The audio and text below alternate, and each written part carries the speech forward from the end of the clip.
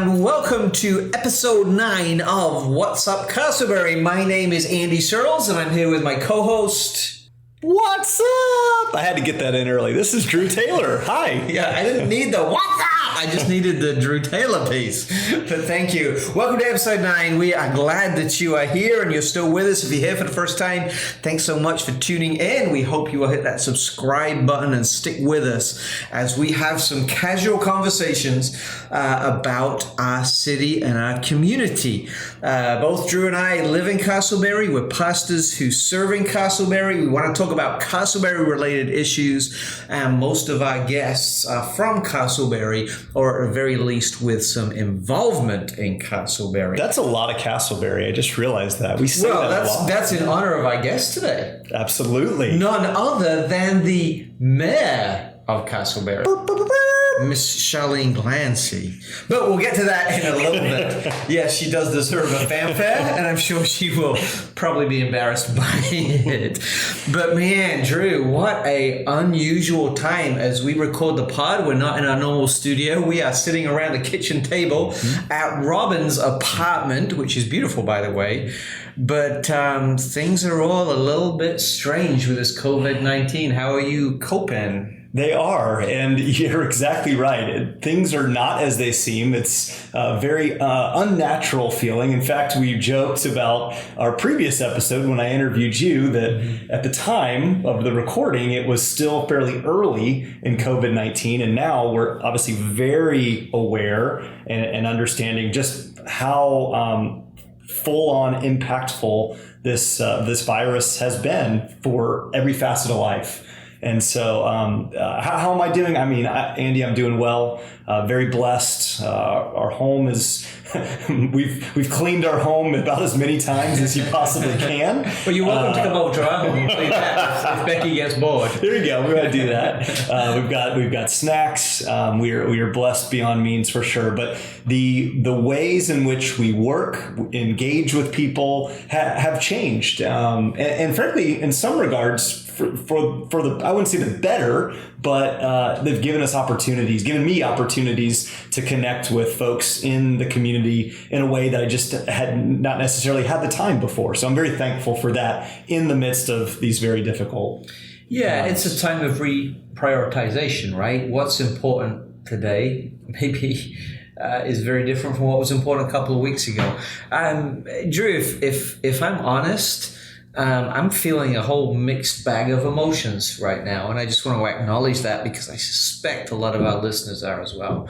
Honestly, let's put it on the table. There's a lot of fear going on right now. Yeah. We're moving into a new normal, and I don't know what tomorrow is going to look like, let alone 2 weeks, 2 months, 2 years. And so there is some very real fear, and we want to acknowledge that. Like you say, there are some challenges. Some people love challenges. I'm one of those guys, fortunately, but some people don't. And I understand that as well. But hopefully there's some folks who in the midst of this are being wise, who have been smart, and optimistic about the future, because we have an incredible spirit in our nation and an incredible spirit in our community as well. We got some great people who are doing some great things, and we will get through this. And what better way to, if you need encouragement, if you are feeling fearful and anxious, than to listen to a great podcast like called the What's Up Castleberry. So like and subscribe and share, as Andy said. Drew, in moments of over-exaggerated self-importance, have said that people need pods more than ever now. More than ever. But please share our podcast with your friends, and maybe we can stimulate some more conversation and be a helpful resource during this time. Well, speaking of fear and anxiety, I think that this particular news topic might hit along those themes.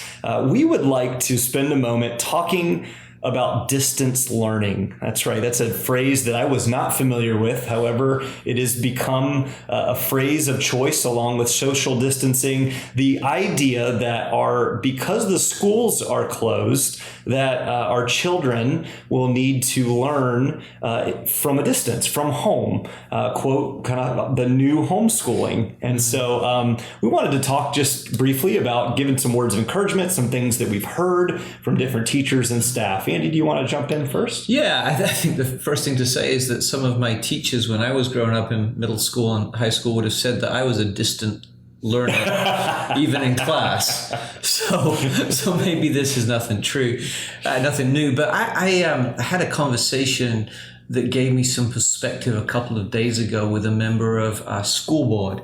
And she said that basically over the last 10 days, all the employers, the teachers, the administration have been trying to figure out what school looks like. It's almost like they've started a new organization for 68,000 students and 7,000 employees, and they're just turning on a dime.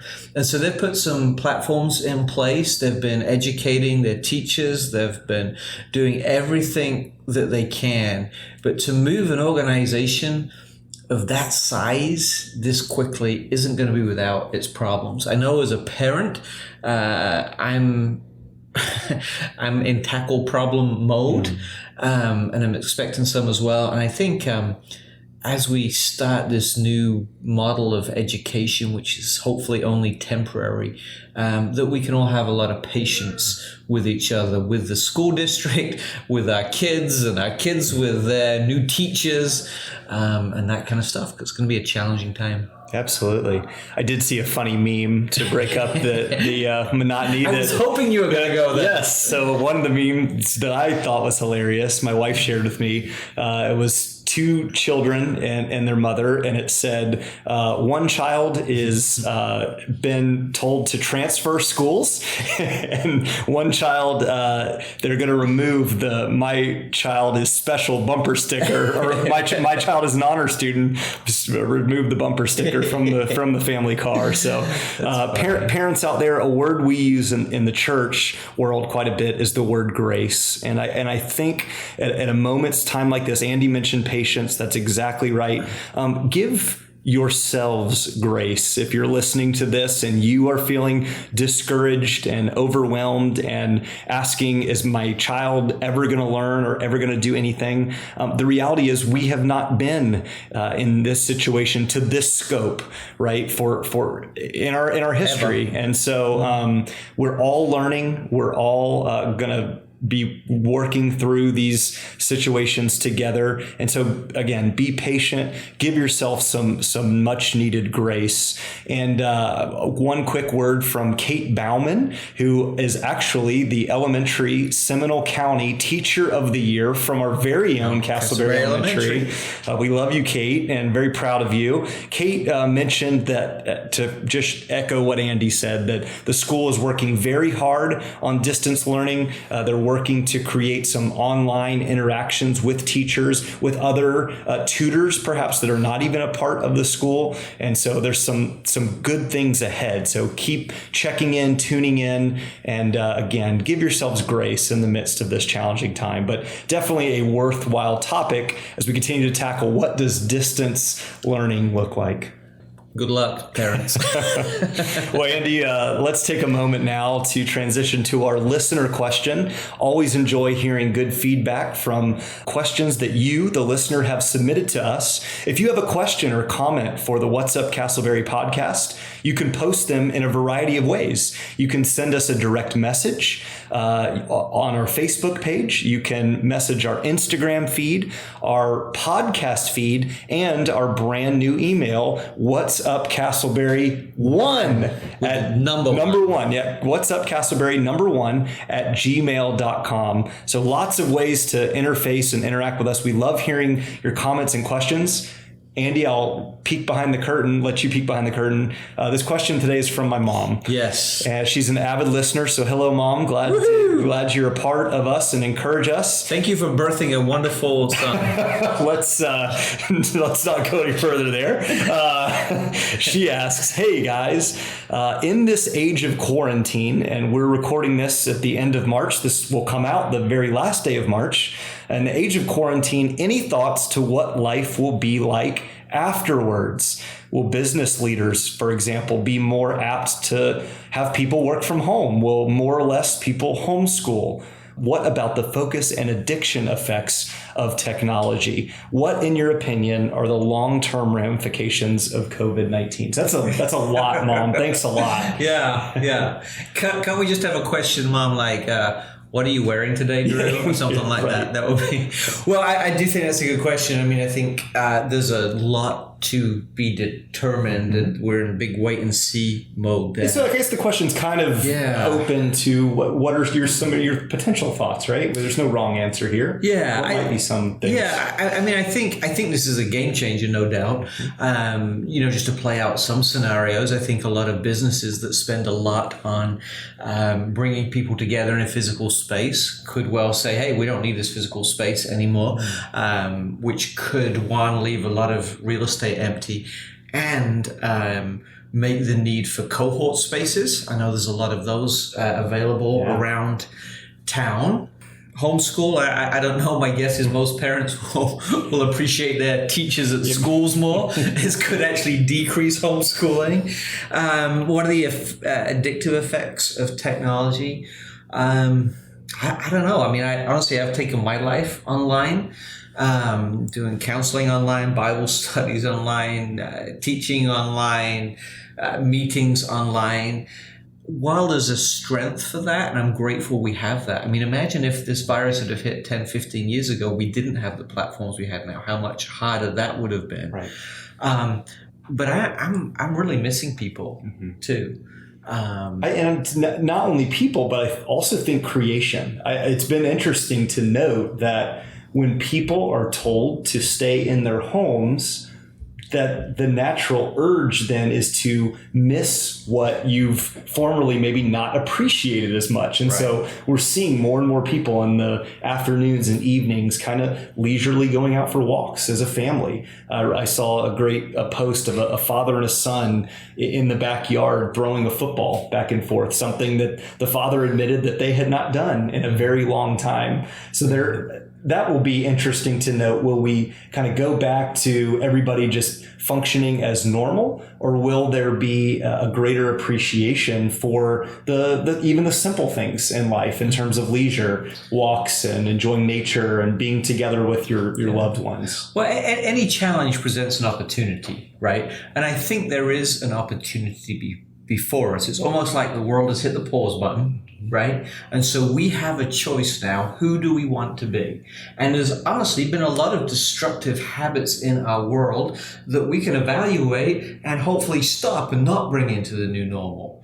And hopefully, as we're pausing and reflecting and figuring out who we want to be, like the dad playing ball in the yard with his son, we can build some better habits into our new normal as well. So the first thing I would say, just in response to that, one, this is a time of opportunity, right? So let's intentionally take some time to think through who we want to be coming out of that.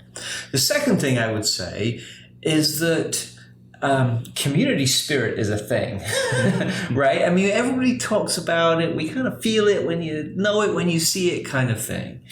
But we have always, as a nation and as smaller communities, had this great spirit about us, right? That leans into each other, that learns to trust each other, that rises to challenges and comes through better on the other side. A small example of that, just last week from when this is airing, a number of our teachers at Castleberry Elementary said, hey, we miss our kids. Right? How about we line up in a parade of our cars, practicing all the social distancing disciplines?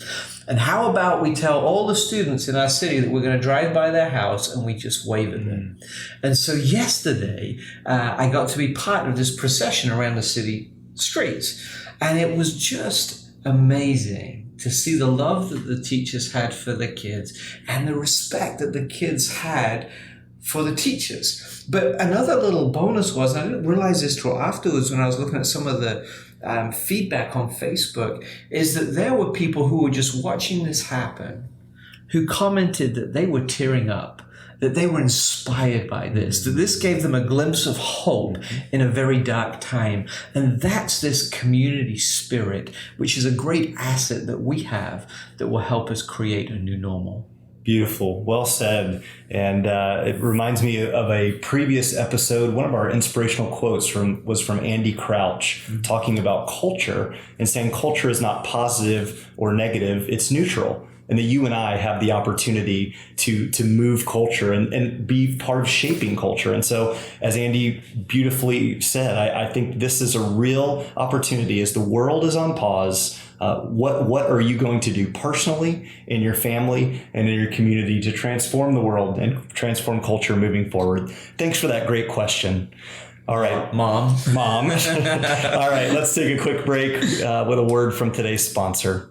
Platinum Signs is our preeminent sponsor here at the What's Up Castleberry podcast. We're very thankful for Yesha Patel, her entire team at Platinum Signs. They are located directly behind the Target off 1792. Platinum Signs is all about being in the business world. They help other businesses promote and explore their business. How can they grow their business? So from t-shirts, decals, we have a nice banner here, vehicle wraps, whatever your need is to promote your business. And in the times we're in right now, we absolutely need to be promoting our businesses. We also would like to offer any who are looking to be a sponsor on our What's Up Castleberry podcast as we continue to grow and reach more ears. This would be a great place to promote your business. So reach out to us, Andy and I, on our What's Up Castleberry. Well, just a little addendum to that as well. It's not like we're looking kind of for some money. That's not. Nope. We haven't spent a penny on this podcast, and it probably shows. But if we could kind of, barter something for you, a service that you have, would love to promote you on a podcast. Excellent. That's right. We'll be right back with our special guest. A very special guest.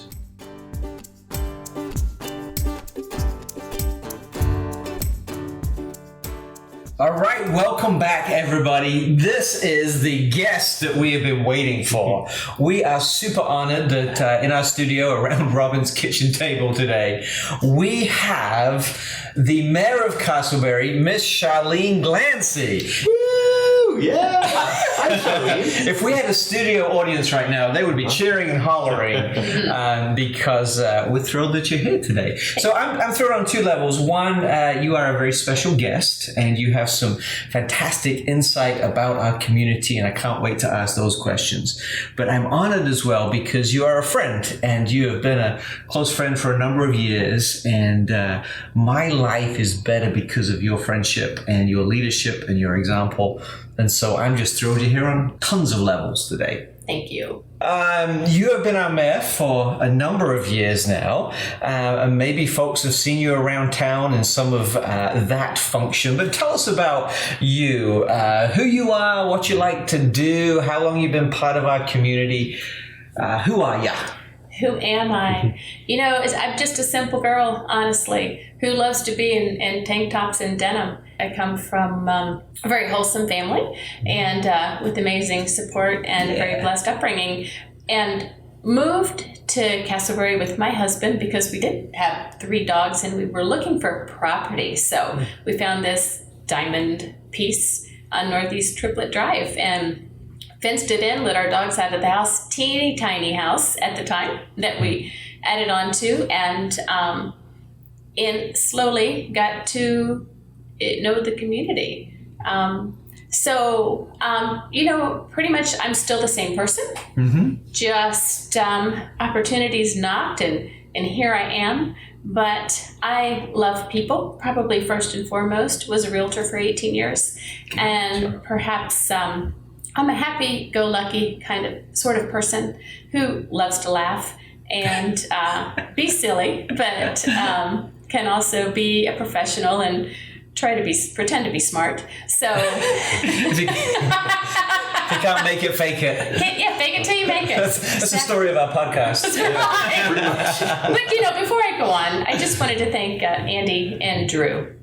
I love both of you, and I love what you've done in our community and how you've just brought people together and opened back up some of our very special events like the Easter egg hunt. Mm-hmm.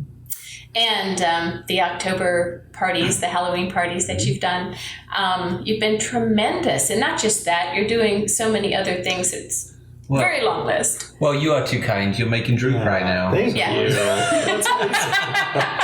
Yes, and your friendship means the world and support. So thank you. Yeah. Well, it's a joy to see you, Charlene, around town. I'm very thankful. My wife and I moved into Castleberry about 4 years ago, and immediately have not only felt welcomed by our community, but see access to our leaders. And I love what you said, that I'm the same girl I've been my whole life, and that comes across. There's not a sense of arrogance or anything like that. But politics is such a tricky word in our current climate and day and age. How did you, sweet Charlene, get kind of into the political realm here locally? That sounds like a Neil Diamond song. Charlene. I love Neil Diamond. Thanks for the question. It was absolutely not on my radar, as I kind of described to you who I am and my upbringing. But so there was some redevelopment that was planned in back of our home. There was a strip of property, and we got a notice from Planning and Zoning Board that it was going to come before the board to be approved or not. And I was a realtor at the time, and they were turning a single family piece of property into multifamily, and I did not love the idea. And so had a good background to go and speak as a realtor, went and spoke. And as a result, I just learned that your voice does matter. As a result, we were given a nice buffer. It did rezone, but they put things into place to protect us from any kind of. We were trying to protect our property value, and we did a really good job. Not just that. The next day, my phone rings, and it's one of the board members encouraging me to get involved, because I went and I spoke, and I guess they just liked what they heard. And the other reason is, I'm sure, is because it's really hard to get people to be involved in their community. So I'm sure it was more than just that. Struck an interest with me. So it was kind of a yes, no, why would I want to do this kind of thing? But slowly I did. So I landed on code enforcement board shortly after that, and started going to meetings and paying attention and seeing who our leadership was, and realizing, oh, gee, we just invested a lot in this community with this little house and our big yard and the very expensive fence we just put up to keep our dogs safe, and I'm looking for it to be up and coming. And I wasn't quite sure I was seeing that with our current leadership at the time. Right. So I mean, I think it's fair to say that the more involved people get in the community, the stronger the community becomes. Absolutely. Right? And so you, as a concerned citizen, said, hey, maybe little old me's got something to offer here. And you jumped in, and it's turned into this incredible journey. What would you say is the best part of being a mayor? I know it comes with many challenges. I know there's a lot of responsibility that comes with that. But what have been some of the best parts of this journey? My absolute favorite part of this journey is getting to know the people and getting to know the community. It's very humbling. Yeah. And when I ran for mayor, which honestly, it wasn't something that I aspired to do. In fact, I asked a handful of other well-qualified people to do it. You're awesome. You've taken such an interest. You've helped in, the previous election. Why don't you consider being mayor? Oh, I don't want to do that. And I really tried, and that what it came down to, I'm going to have to do this. Well, as a result, it's been an incredible blessing. It's been an incredible challenge. My favorite part has been getting to know the people, and the way that I ran was completely grassroots. I knocked on as many doors as I possibly could, and it was a real eye-opener. Beautifully received, almost 100% of the time. If you've got a good ear to listen, and you have a heart for the people, and they can see that. So it's the people. That's my favorite part, getting an understanding and knowing what it is that's important to them. Yeah, I love that. Drew, you said that, politics is almost like a dirty word. It's a difficult word in our society today. And I think a lot of the reason for that is that when we think of politics, we think of people above us telling us what to do. And so I think that's one of the reasons that Charlene has been so successful as a mayor, is that she's really connected with the people and kind of created this groundswell and kind of leads from the bottom up as a representative of the people. Yeah, and developing leaders, right? Seeing and being aware that you can't do it alone. We're not designed for one person to have all authority and power, but to rather spread the wealth and invest in people. Are there? You don't need to call particular people, but have you seen that be the case where maybe it's different generations or just different folks jumping in and serving, over the course of your time as mayor? Absolutely. What I've seen is, even here you are, people like you who are taking an interest in getting involved because you liked enough of what you saw and you saw the need as well. And you had camaraderie within your ideas and the willingness to help and serve. So sure, we've had growth on the dais, on the commission, on the board. We are at such a beautiful place right now. My heart is so happy, and I'm actually one of 5 commissioners with the fancy title, and we have 5 commissioners right now that get along amazingly well. We don't agree on every single thing, but we have a very professional and fun way of getting through everything and coming to a conclusion that everyone's happy with. So that matters, and where we are today is as compared to where the board I started with, and the bit of roller coaster over the last 12 years.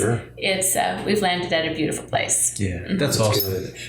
Charlene, how would you gauge our progress? Right, you've been the mayor, as you said, for 12 years. Yes. Where are we headed? Where have we seen growth, development, progress over the course of your tenure? Progress. We've seen tremendous progress. When I was elected, one of our greatest challenges, and a lot of the work had been done, so I want to give a lot of credit to people who served before me, probably at the turn of the century, was when the community woke up and realized that we were being supported and run, by adult entertainment. We had a different reputation, one that a lot of people weren't aware until you started paying attention. The growth started probably in the early 2000s, and then I was elected in 2008. And there was already the movement to try to minimize adult entertainment and begin to, because that was hurting our growth in every way, hurting our growth in the residential community because we had a reputation. Businesses didn't want to come to the area either because that didn't support, them having that. And so we had to continue that. A lot of that work had been done, and we've done. So kind of moving out of where we were, that reputation, and moving forward. What would you say is a word that would describe where we are now? Well, rebranding. I call it love that. Rebranding. We have completely rebranded ourselves. Changing our image was one of probably my number one goal when I ran. We were on the cusp, but it really hadn't happened. So we were still struggling with being a bedroom community versus creating a destination. Like Castleberry be a destination to live, a destination to work, a destination for events. And those 3 things that I just mentioned have completely transformed over the years. Yeah, I would affirm that as well. When Tracy and my wife and I moved to the city almost 20 years ago, you just kind of want somewhere to live and you're looking for a house and you don't really spend as much time as maybe you should kind of asking questions about the reputation and the identity and the brand of the city. But as I look back now, Castleberry was known for its adult entertainment. It was a drive-through place. I mean, it had this horrible nickname, Hassle muscle Mary, but it really does seem like that's in the rearview mirror now. That's not who we are. I can't imagine that kind of city when we look at who the city is now. And so for all that to happen in just 20 years, 12 of which you've led, really is remarkable. And I think I would go as far to say that, kind of leadership sets the tone for everything, right? I know in my professional life at church, how I lead creates the culture in my organization. And I think the same thing is true in our city. We're a stronger city now because we have great leaders, thoughtful leaders, caring leaders, leaders who want to represent the future of the city. So Charlene, tell us a little bit, or should we call you Mayor Glancy? Charlene is perfect. I think I get the That's feeling my that I have to with that. We've gone through this whole shift of who we were to who we are. How do you kind of see the next 10, 12 years panning out for us as a city? Well, we have developed amazing leadership, and I'm not talking about myself at all. I'm talking about the decisions from the commission as a whole to having the city manager in place that we currently do. Mm-hmm. Randy Newland is a star.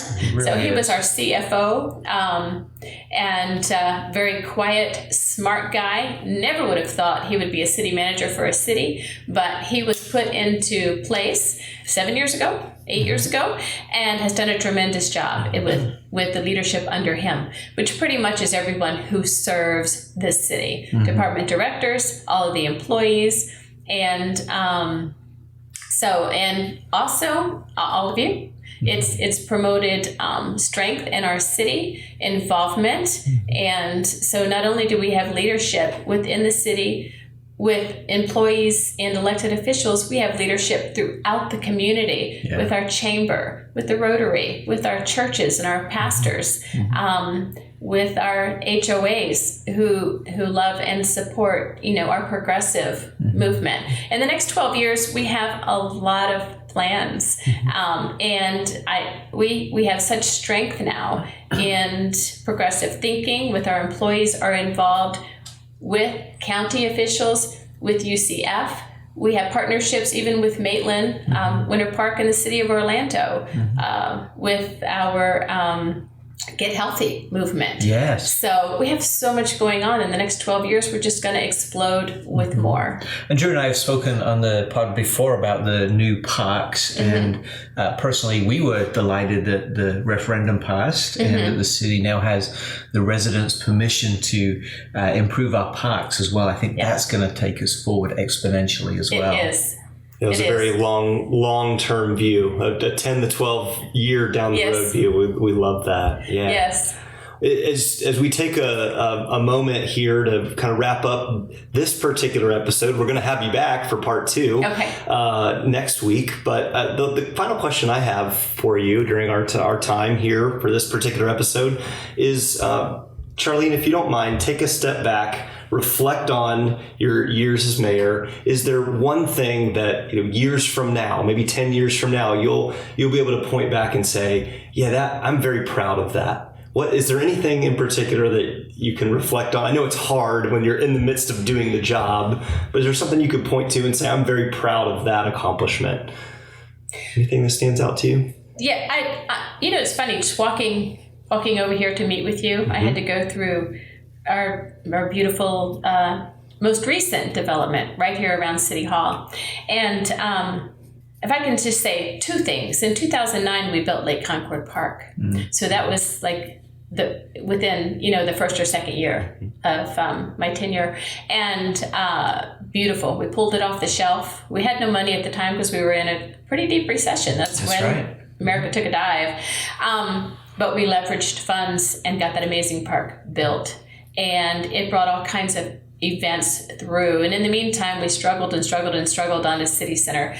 Probably my proudest it would be this whole development right here, which we called the city center. And it's not 100% complete as to the vision, but the vision is beautiful. And it really has changed, the the scape, the landscape. The infrastructure has been laid. You've set that foundation to move forward. Well, it makes sense because every community needs a center, right? Why are you just a bunch of floating pieces and people? Right. And so to have almost like a hub of the wheel is very important. And there's the apartments, there's the city hall, there's the parks. I understand that new restaurants might be coming to this strip down 1792. Yeah, we certainly hope so.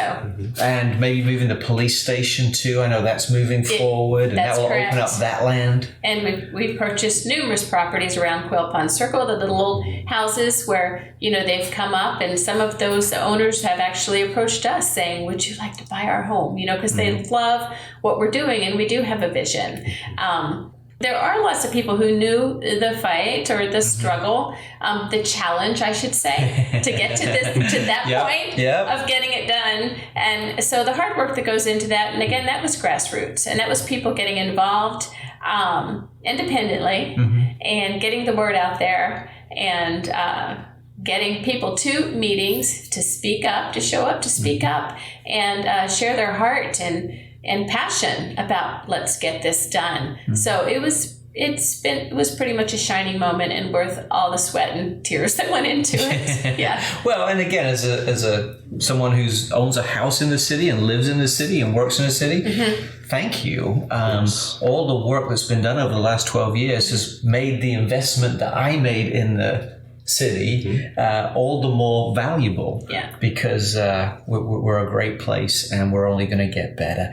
Unfortunately, we have run out of time for this episode and this interview, but fortunately, Mayor Glancy has agreed to come back and do a part 2. So make sure that you subscribe to our podcast so that you can listen to part 2 of our interview next week. Charlene, thank you so much for being with us today. We appreciate who you are and what you do and what you've done, and we look forward to continuing our conversation next week. Thank you so much. It's been fun. Thank you.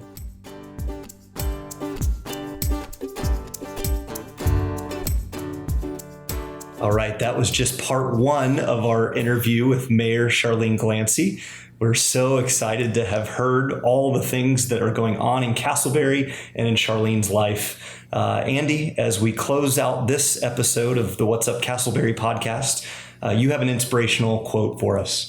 Sure, and this comes from Will Rogers. He says, even if you're on the right track, you'll get run over if you just sit there. Ouch. Yeah, right? Even if you're on the right track, you'll get run over if you just sit there. One of the ways that this quote inspires me is it reminds me, and hopefully it reminds us as well, that even though we're in this season of pause right now, we're not going to be in this season of pause forever. And we're going to have to hit the play button again. And we're going to move forward together. And we're going to make a difference. And we're going to fix the things that are broken. And we're going to build a better humanity. Be on the right track. But don't just sit on the right track. Let's push ourselves forward on that journey together. Beautiful. Well said. Well, we hope you've enjoyed this episode of the What's Up Castleberry podcast, a casual conversation about our community. This podcast is produced by Robin Kepi and James Bittner. Music provided by Jeremy Birdsall. Graphics by Christian Moscoso. Today's sponsor is Platinum Signs. For more information, please check out our Facebook page, Instagram feed, podcast feed, or email us, all at What's Up Castleberry. Like and subscribe to our podcast, and please rate and review us. Until next time, have a great week.